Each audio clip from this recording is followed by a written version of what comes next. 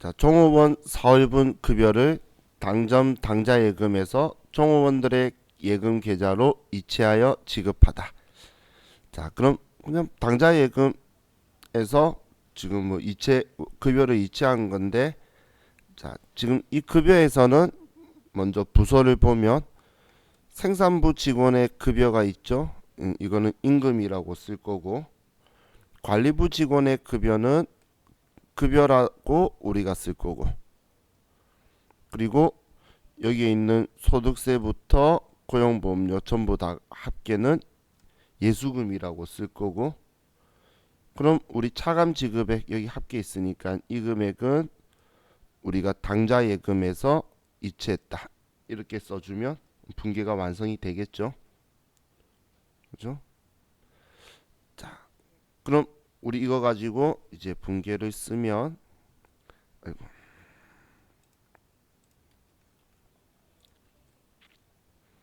자, 차변에 먼저 생산부 직원 거는 임금이고 4,300만 원, 관리부는 2,120만 원이고, 얘는 급여.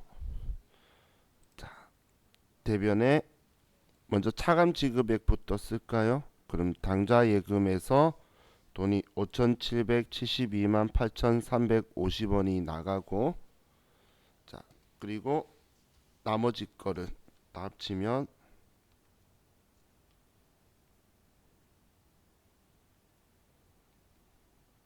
하면 647만 1,650원이 되네요. 나중에 뭐 시험 때나 그럴 때는 뭐 이거 굳이 안 적어도 되죠. 컴퓨터에서 어차피 차변 쓰고 대변 쓰면 차익이 뭐 두 프로그램 다 나오니까. 자, 그럼 이 금액이 우리는 예수금이 된다라는 거예요.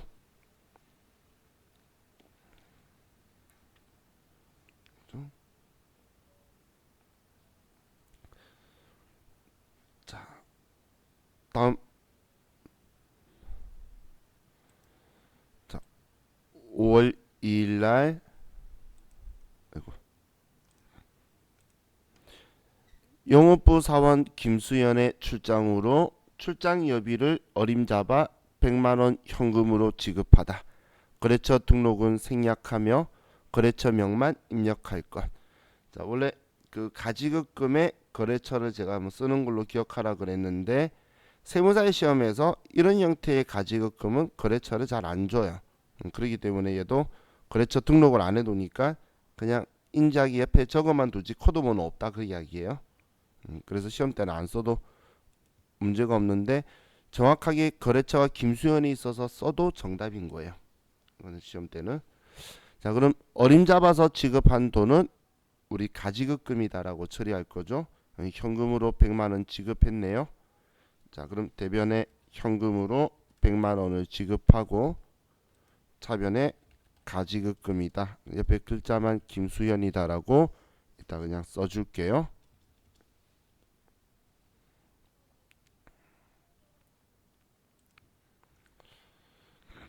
자, 다음 5월 4일 날 주식회사 현대전자에 제품 2,500만 원을 매출하기로 계약하고 대금 중 500만 원을 당점 보통예금 계좌로 송금받다. 자, 그럼 우리는 2,500 매출하기로 계약한 건 회계상의 거래가 아니고 500만 원을 보통예금으로 계약금 받은 거 얘만 회계상 거래죠. 그럼 차변에 우리가 보통예금으로 송금받았어요. 500만 원. 그리고 이 돈은 미리 받은 돈이니까 선수금이다. 현대전자. 금액 500만 원이다. 이렇게 하면 얘는 이것만 분계를 해주면 되겠죠. 그죠?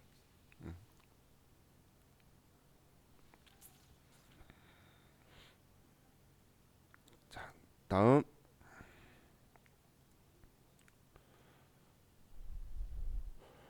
5월 6일 생산직 사원 기숙사를 임차하기로 하고 주식회사 광주정밀과 임대차 계약 체결하고 그에 따른 임차보증금 5천만 원을 당전 발행 수표로 지급하다.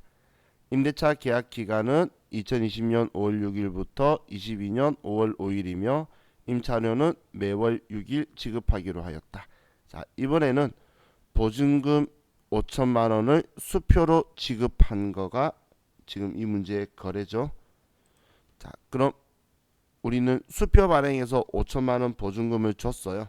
그럼 당좌 수표 발행했으면 당좌 예금에서 돈 찾아갈 거고, 그럼 5천만 원이 당좌 예금에서 나갈 거고, 차변에 우리가 보증금 건 거는 임차 보증금이다. 여기에 거래처를 꼭 써주자라고 했어요.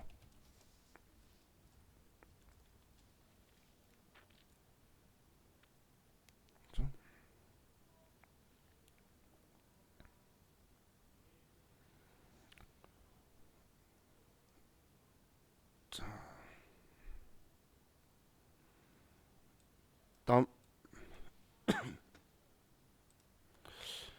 5월 8일 사원 김수현으로부터 내용 불명의 송금액 25만 원을 250만 원을 우리은행 보통예금 계좌로 송금받았다. 거래처 명만 입력할 것.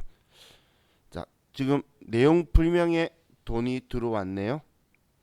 그럼 김수현이란 직원이 출장 가서 돈을 그냥 넣고 잠수 탔나 봐요. 그죠? 그럼 일단 우리는 250만 원 보통 예금 들어왔으니까 잔액 맞추기 위해서 차변에 보통 예금으로 250만 원 받았다라고 쓰고, 그리고 대변에 원인 모르죠, 가수금이다. 근데 일단 통장에 김수현 자기 이름으로 넣어두면 얘한테 물어볼 거라고 김수현이라고 그냥 적어만 두겠다, 그런 의미예요. 그래야 누구한테 물어봐야 된다라고 적어두면 되겠죠. 그럼 250만 원이다 이렇게 써주면 되고, 자, 다음 5월 12일 4월 30일 급여 지급 시 원천징수한 소득세와 지방소득세를 현금으로 납부하다. 자, 그럼 일단 현금으로 납부하다 대변에 현금이고, 자, 직원한테 원천징수한 거 소득세 지방소득세는 우리가 여기에서 예수금이라고 적어뒀던 거죠. 급여 지급할 때에. 그래서 우리 예수금을 지워줄, 이제 납부하니까 차변에 예수금을 지워줄 건데, 소득세 지방소득세에 합치면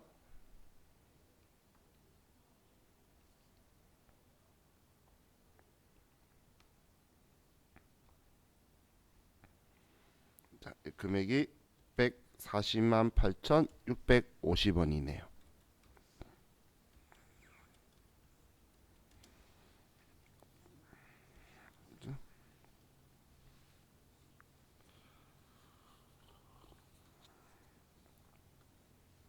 지금 얘네들 납부했다는 거예요. 그래서 우리 지급할 때 예수금 적었던 거. 자, 다음 4월 12일 5월 10일 왜지? 자, 4월 급여 지급 시 원천징수한 국민연금과 건강보험료를 사업주 부담분과 함께 현금으로 납부하였다. 자, 이번엔 국민연금 건강보험료 이걸 했는데, 자, 이번에도는 지금 문제에서 어떤 계정 과목 써라고 안 했죠. 그냥 이번에 이렇게 할게요. 자, 회사 부담분 중에서 국민연금은 세금과 공과로 쓰고, 건강보험은 복리후생비로 써줄게요. 근데 우리 회사가 부담하는 거는 500번, 800번을 구분해 줘야 돼요. 근데 우리 종업원 부담분은 그냥 신경 쓸 거 없이 얘는 다 예수금이라고 적혀 있던 거 지우는 거죠. 그죠? 자, 그럼 지금 이걸 납부한다는 거니까 장기요양료 포함 여기 있는 것 지금 얘들 전부 다 납부한다는 이야기죠. 현금으로. 자, 그럼 먼저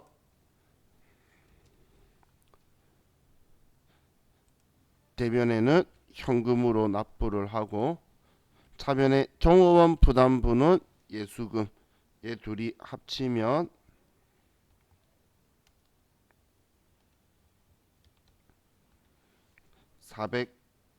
474만 4천 원이고 지금 얘들 다 합친 거예요. 직원들 원천징수한 거. 그리고 이제 국민연금 가지고 우리 회사가 지원해 주는 거는 딱 이 금액만큼 우리 회사가 또 지원해 주는 거죠.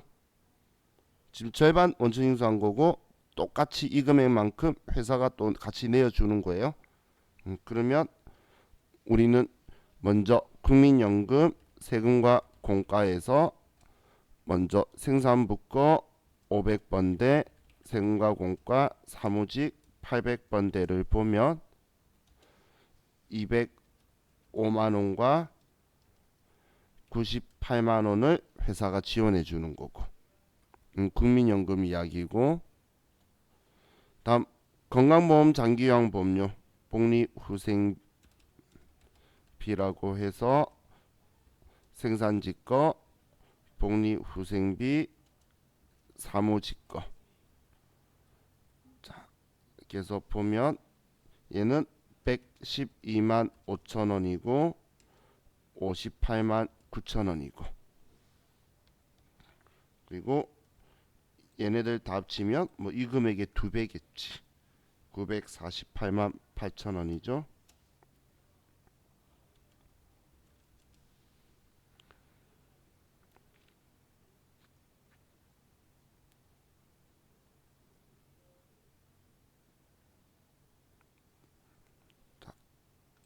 이 분계 이해가시나요? 그냥 딱 이 금액만큼 똑같이 회사도 이만큼 내주는 거예요. 그래서 반반 얘들이 합친 게 우리가 내야 될 돈인 거고. 근데 회사가 지원해 주는 건 비용 처리해야 되니까 500번, 800번 구분한 거예요. 500번, 800번. 근데 직원한테는 예수금은 부채니까 구분할 필요 없는 거죠. 그냥 예수금으로 다 되어 있던 거 납부하니까 지우는 거고. 그래서 종업원 부담부는 예수금이라고 생각하시면 되고 회사 지원해 주는 건 시험 때는 세금과 공과다 복리후생비다 꼭 알려줄 거예요. 그러면 우리는 500번, 800번만 정확하게 구분해서 쓰시면 돼요. 자, 다음 우리 하나 더 풀고 입력합시다. 자, 다음 페이지에 5월 10일 날 4월 급여 지급 시 원천징수한 고용보험을 사업주 부담분과 함께 현금으로 납부하였다. 이번에도 우리 회사가 이건 반반 하나 봐요. 시험에서 이런 거 가지고는 잘 안 나와요. 그럼 고용보험은 보험료라고 처리를 하면 지금 이거 이야기하는 거예요. 이거. 자, 그럼 얘도 우리가 납부를 해주면 자, 내면에 현금으로 납부를 했고 우리 직원한테 원천징수한 거는 예수금 총 31만 9천원이고 회사가 지원해 주는 거 보험료라고 처리하면 얘도 비용이기 때문에 500번대 보험료 800번대 이렇게 구분해서 쓸 거고 자, 얘 금액은 21만 5천원 10만 4천원 그럼 우리는 이 돈 전부 다를 63만 8천원이다 라고 해서 납부하면 되겠죠. 자, 원리만 한번 이해하시면 뭐 얘는 크게 어려움 없이 여러분들이 그냥 생각하실 수 있을 거예요. 원리는 직원들 부담한 건 다 예수금이고 월급 지급할 때 뗀 건 그리고 우리 회사가 지원해 주는 걸 비용으로 하는데 뭐 그 계정 과목은 너무 연연하지 말고 그냥 비용 처리한다 생각해서 딱 똑같이 이 금액만큼씩만 우리 회사가 그대로 지원해 주는 걸 우리 경비 구분하면서 비용 처리해 주면 된다. 이렇게만 생각하시면 돼요.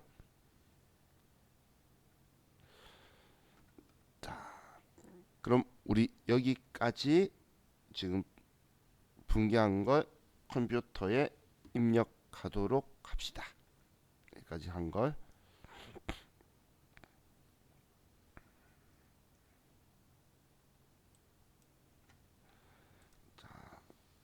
4월 4월 30일자는 하나만 있죠. 임금이 4,300만 원, 급여가 2,120만 원. 이 돈을 당좌 예금에서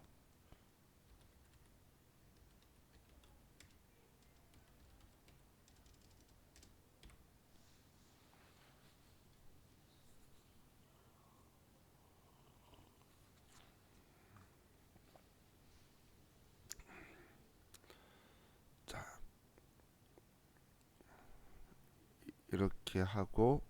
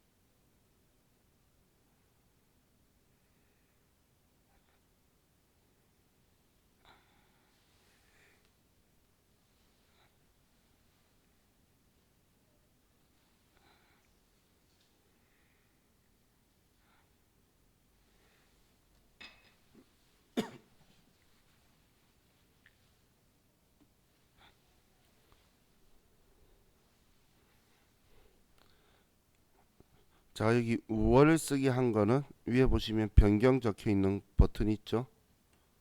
이 변경 버튼 누르면 이 상단에 여기가 그 달만 하는 게 있고 오랜 기간 동안을 입력하게 이렇게 되는 게 변경 버튼이에요. 방금 4월 달에서 5월 달하고 같이 섞여 있길래 자 그냥 같이 한 번에 쓰려고 했던 거고, 본인 편리하신 대로 쓰시면 되는 거예요, 그건. 그래서 저도 입력할 때 그냥 여러분한테 보여줄 때는 한 번에 우리 입력한 전표가 쭉 같이 있으면 보기가 편하니까 보셔라고. 나중에 기출 문제 풀 때면 날짜가 3달 내외에 나와 있어요. 왜냐하면 다른 기간은 또 다른 문제를 내야 되니까. 그럼 그 3달 내외로 왔다 갔다 하니까 한 번에 보여주려고 그냥 그렇게 해서 하는데, 여러분은 꼭 그렇게 할 필요는 없어요. 근데 지금 방금 자고 이 분개할 때 제가 직접 종이에 쓰려고 하니까 계산기 막 쳐야 되는데, 컴퓨터가 금액 맞춰주려는 특성 이용하면 사실 방금 제가 쓴 게 얘 3개를 4개를 먼저 쓰면 이 금액하고 예수금 똑같으니까 학교 나온 거 보고 썼고, 그러면 얘네들 다 합친 거 돈 내야 되니까 대면에 쓰니까 금액 계산기 안 써도 되죠. 그런데 여기 프로그램에 우측에 보시면 계산기라고 있어요. 우측에 메뉴에 보면 계산기라고 있죠. 그래서 이 계산기를 이용하셔도 돼요. 그런데 만약에 본인이 세무 1급까지 공부를 하실 계획이신 분들은 그냥 이런 우리 단순 단말 계산기 있죠. 이런 거 우리 쌀집 계산기라고 말하는 거, 이런 계산기를 쓰는 습관을 좀 들이시는 게 좋아요. 왜냐면 이 계산기도 불편함이 많아요. 그리고 안 되는 기능들도 있는데, 다음에 제가 우리 흔히 말하는 쌀집 계산기라는 거 계산하는 사용법도 한번 알려드릴게요. 우리 계산기에 보면 GT, MR 뭐 이런 것들 있죠. 걔네들 어떤 기능인지 하고, 그리고 이걸로 복리 계산하고 현재 가치 계산하고 다 돼요. 그래서 그거 설명을 한번 다음에 드릴게요. 물론 방금 뭐 복리 계산 현재 가치 이야기한 거는 우리 수업 내용에 있는 내용이라서 계산기로 계산할 수 있다라고, 자 요거로 하면서 그냥 자연스럽게 가르쳐 드릴 테니까. 그러다고 계산기 사라는 건 아니에요. 나중에 그거 할 때 계산기 없으신 분은 휴대폰에 제가 어플을 알려드릴 거예요. 이 계산기하고 이렇게 생긴 계산기 있죠. 이거랑 똑같이 생겼고 똑같은 기능인 계산기가 있어요. 쌀집 계산기랑 이런 휴대폰에 있는 계산기는 그 컴퓨터 계산기랑 같은 원리이기 때문에 숫자 값이 나중에 그 수가 안 맞아요. 컴퓨터 계산기랑 우리 단말 계산기랑 공일 배열 숫자가 틀려요. 그렇기 때문에 나중 값이 좀 틀리게 나오더라고요. 자, 이제 우리 23번부터 봅시다.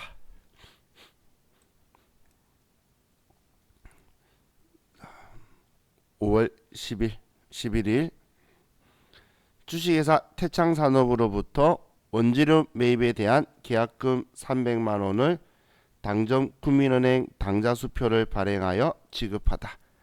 자, 그럼 계약금 300만원을 수표 발행해서 지급한 거네요.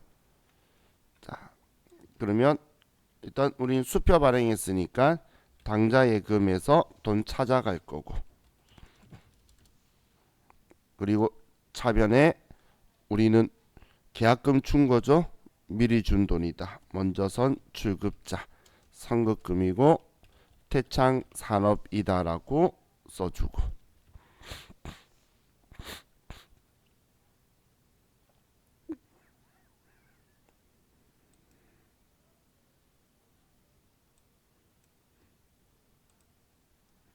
자 다음 영업부 사원 김수연의 출장 여비에 대해 다음과 같이 정산하고 김수연의 추가 사용분은 현금으로 지급하였다.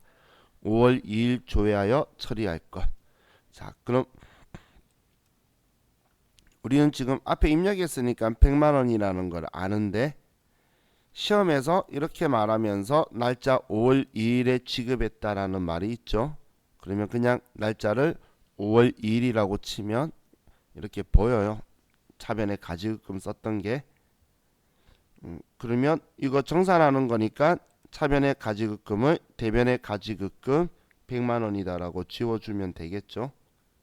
그죠? 지금 이제 정산하는 거니까. 그럼 우리는 대변의 가지급금 김수연 이때 지급했던 돈이 100만 원인데, 자, 그런데 금액 보니까 110만 원의 출장비를 썼네요. 그리고 영업부 사원이니까 800번대의 여비교통비로 써주고, 얘는 110만 원의 출장비를 썼고, 자, 그리고 우리는 추가로 된 100만 원, 10만 원은 현금으로 지급했네요. 자, 근데 나중에 이제 우리 뒤에 시험 문제 풀 때는 출장비 정산서에 있는 내용도 확인 좀 해야 돼요. 왜냐면 출장비를 받아서 100만 원 받아서 갔는데 지금 숙박료, 항공료, 교통비, 출장 가서 밥 먹은 거는 전부 다 여비교통비, 출장비로 할 건데 거래처 직원과 식사대 뭐 이런 게 껴 있는 경우가 있어요. 그럼 그건 여비교통비가 아니고 그 부분은 접대비라고 써야 되기 때문에 그래서 이렇게 출장비 정산서 보여주는 나중에 기출문제 보면 내역도 확인해야 돼요. 회계 1급에서는 그냥 다 여비교통비 하면 되는데 세무 2급이 꼭 접대랑 거래처 직원 식사대가 꼭 껴 있어요. 그래서 내역도 확인을 해서 쓰시되게 한 번씩 보시는 습관 들이시면 좋을 것 같아요. 자, 다음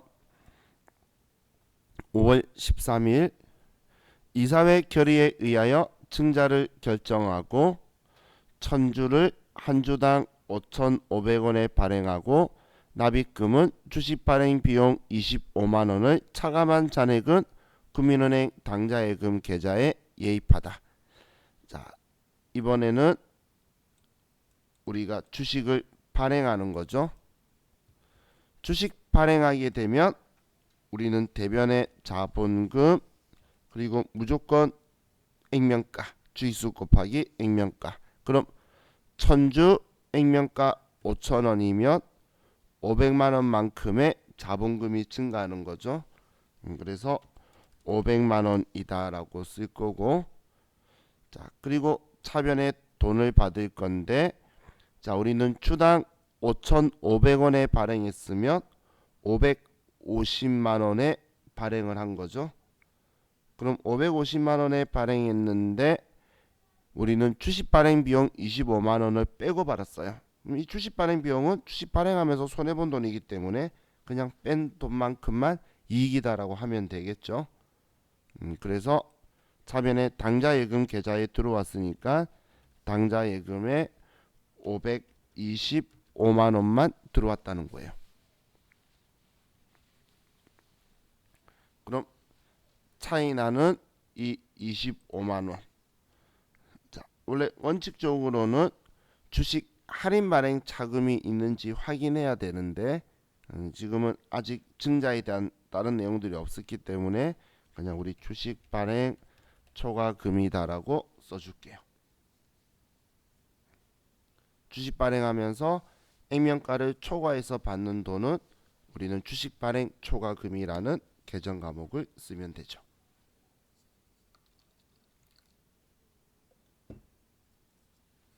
자, 다음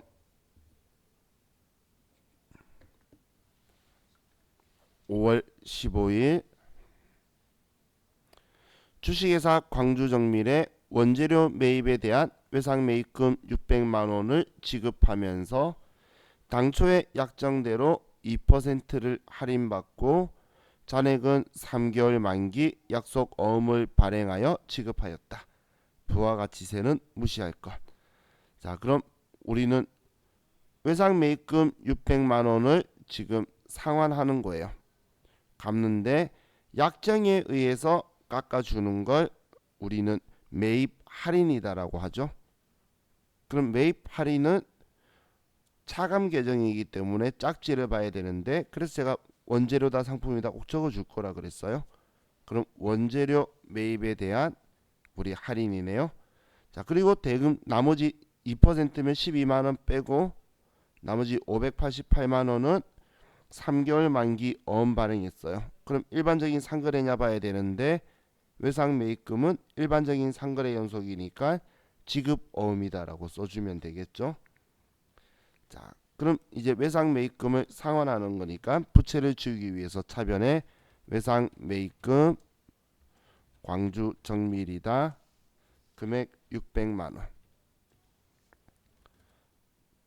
대변에 우리는 할인받은 금액 매입 할인 원재료의 차감 계정으로 선택해서 금액 12%니까 12만 원. 그럼 나머지 588만 원은 우리는 어음 발행했고 일반적인 상거래 연속이니까 지급어음이다. 광주 정밀. 이렇게 해주면 되겠네요.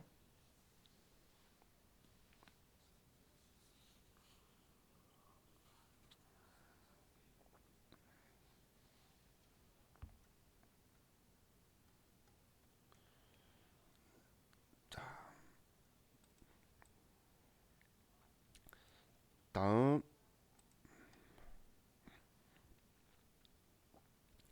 아남전자 주식회사에서 제품 판매 대금으로 받아 보관 중인 약속 어음 2천만 원을 할인하고 할인료 74만 3,520원을 차감한 잔액은 당좌예금 계좌에 입금하였다.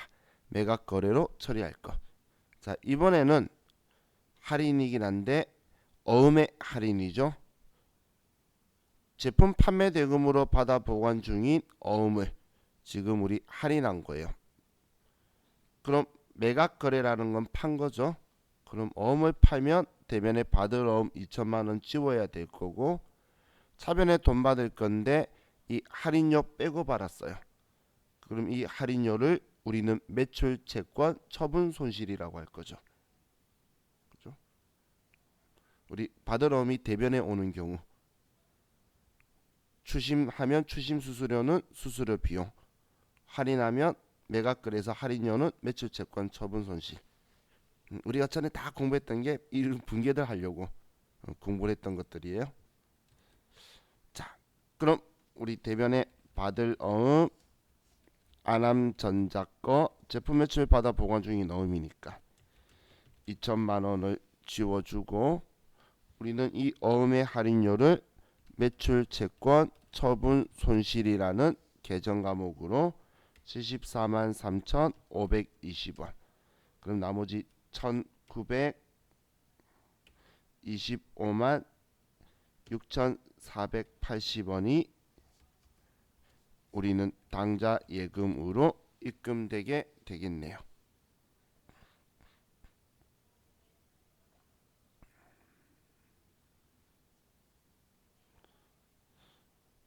자, 오늘 저와 같이 이렇게 계속 분개하던 걸 보면 옛날에 왜 그런 이야기들을 제가 하고 왜 계정 과목 설명하면서 이런 거 했는지 이제 느낌이 조금 오실 거예요.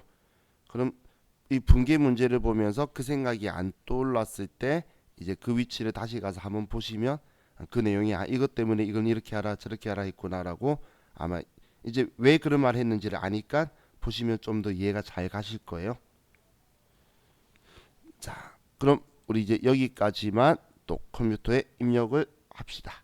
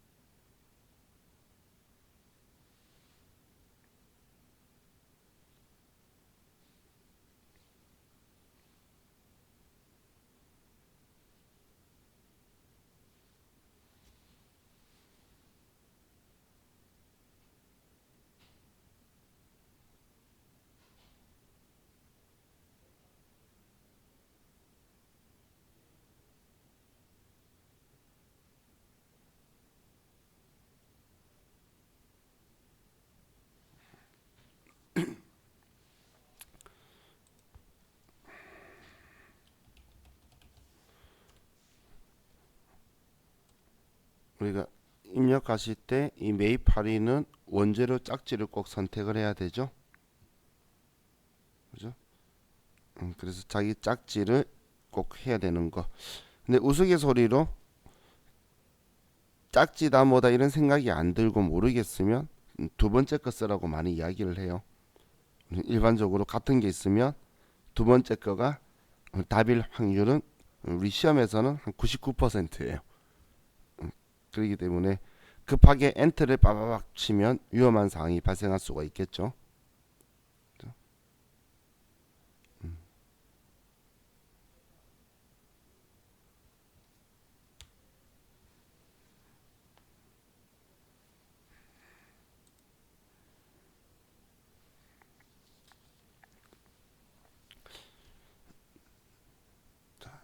입력되셨죠? 시온 씨 했어요? 자, 그럼 이제 다음 페이지에 세 개밖에 없어요. 이제 이거 하고 우리 쉬면 되겠다. 그죠? 자, 5월 22일 날 당사는 일시 소유 목적으로 3호건설의 주식 1000주를 수표 발행 취득하였다. 취득 시 액면 단가는 주당 5,000원, 매입 단가는 7,000원, 증권사 수수료 7만 원은 현금으로 지급하다. 자, 그럼 지금 우리는 일시 소유 목적으로 주식 샀다는 건 그냥 샀다라고 했을 때는 우리는 시장성이 있는 걸로 보는 거예요. 그럼 시장성 없는 건 그냥 못 사요. 그렇기 때문에 자, 그럼 우린 단기 매매 증권으로 분류할 거라는 건데 우리는 유가증권의 취득에 관련해서는 액면가는 필요 없는 거다라고 했죠. 이 금액이 못 산다라고 했잖아요. 그렇기 때문에 주당 7만 원에 1000주니까 7,000원에 1000주니까 700만 원이고 그리고 수수료 7만 원인데 단기 매매 증권으로 분류하는 거는 취득 시 부대 비용을 포함시키는 게 아니죠. 그래서 별도의 수수료 비용으로 처리를 할 거예요. 자, 그럼 우리는 단기 매매 증권을 사고 그리고 단기 매매 증권은 자기 매입 가격만 딱 쓰는 거예요. 금액을. 근데 이 돈은 수표 발행해서 취득했다 했으니까 당좌 예금에서 돈이 700만 원이 나가는 거고 그럼 수수료 7만 원은 현금으로 줬대요. 현금으로. 그럼 이 7만 원은 수수료 비용이라고 하는데 단기 매매 증권과 관련된 수수료는 무조건 영업외 비용인 900번대의 수수료 비용을 쓴다라고 했어요. 자, 900번대 수수료 비용 쓰는 경우 제가 두 가지 이야기했는데 한 개는 단기 매매 증권 취득 수수료고 또 하나는 문제에서 영업외 비용으로 처리하라고 할 때 그 외에는 900번대 쓸 일은 없다라고 보시면 돼요.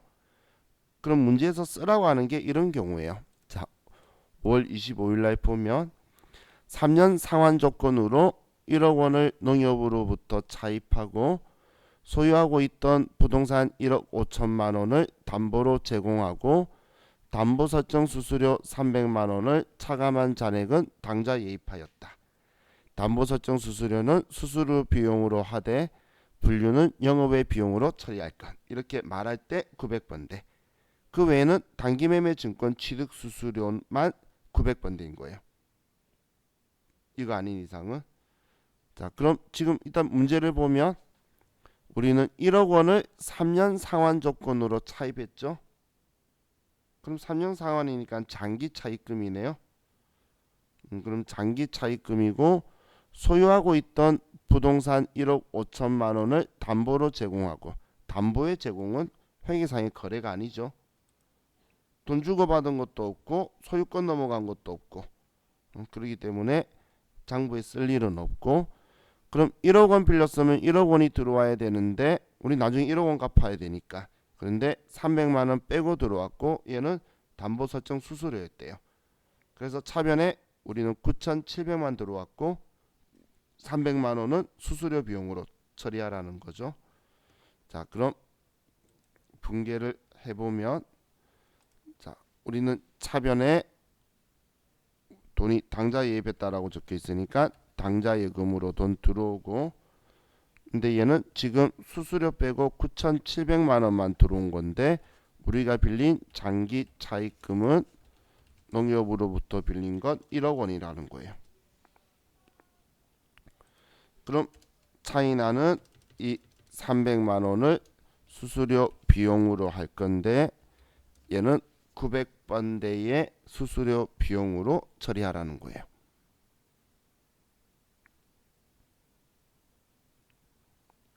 자, 다음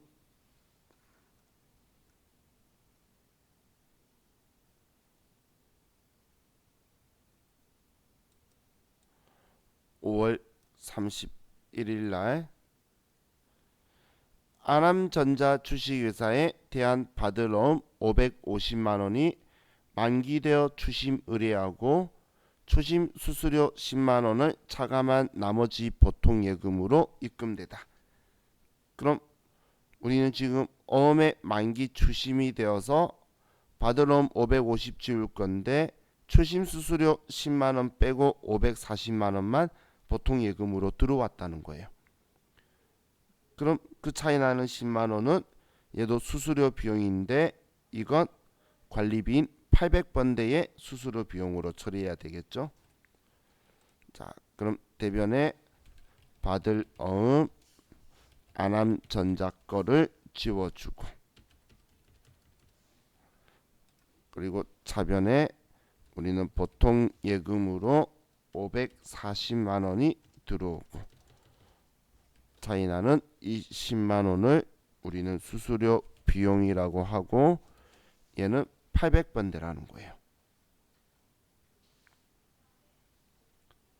800번대.